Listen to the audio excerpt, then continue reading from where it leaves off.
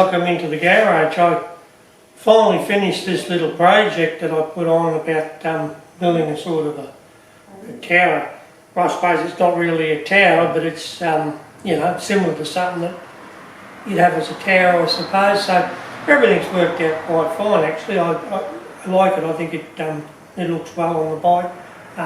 So the idea of it was being, and you'll see in the photos, was I've got the USB port here now. I've got two ports on there, just here. And this little switch is a marine grade switch. Now, instead of having it up here, I put it down here out of view, and I can reach in with my left hand, flick it. I can reach over with my right. Now that is basically for the turning off the ABS when I ride on dirt roads. And the other thing that I changed compared to the other bike obviously was these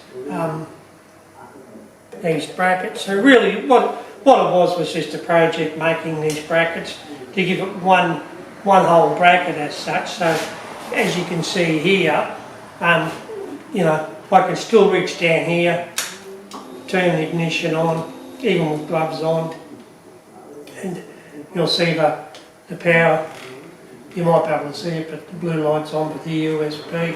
Fair bit of, a bit of dicking around, because, you know, I had to put things on and off, file this and, you know, make some spaces. But overall, not too difficult, just tedious, time consuming. And the other thing I did was I changed these blinkers. I had these little bullet sort of ones on there, and you don't see much to the side. Whereas with these, they're actually brighter, and you can see the blinker working from that, you know, from there. Whereas the others, as soon as you come around to about there, you lost the vision of them. So, and that changed the style of it. You know, I think it looks a bit cleaner there now. You know, the blinker stick. And I also took off the spotlights, floodlights, whatever you want to call them. I just couldn't be bothered with them, you know, because I'd have to mount them probably down here, and I was just not into it. I just thought that, nah, it'll be fine. The LED light that I've got here from Calvi Custom, it's quite bright actually. So what I'll do is I'll start it up, and you'll be able to see what I mean, well, from the blinkers, you know.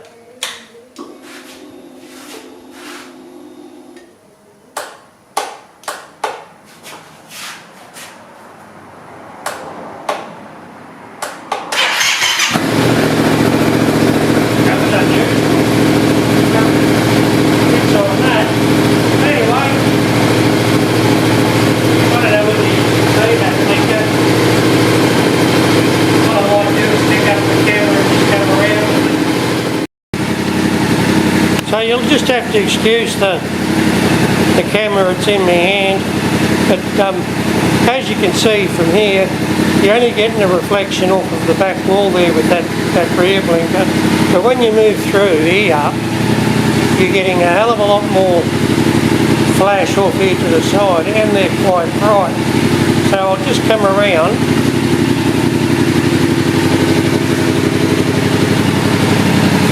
And that headlight's brilliant. I actually don't really ride at night. I haven't ridden at night for that long, I can't remember. But I needed that headlight to change the appearance, and that's those blinkers there now.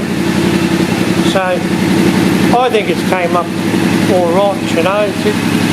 Really, it's just a bit of an exercise, something to do in my spare time, you know.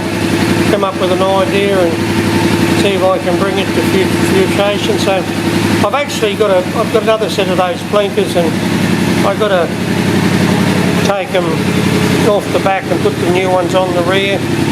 So I'm not very good at this, so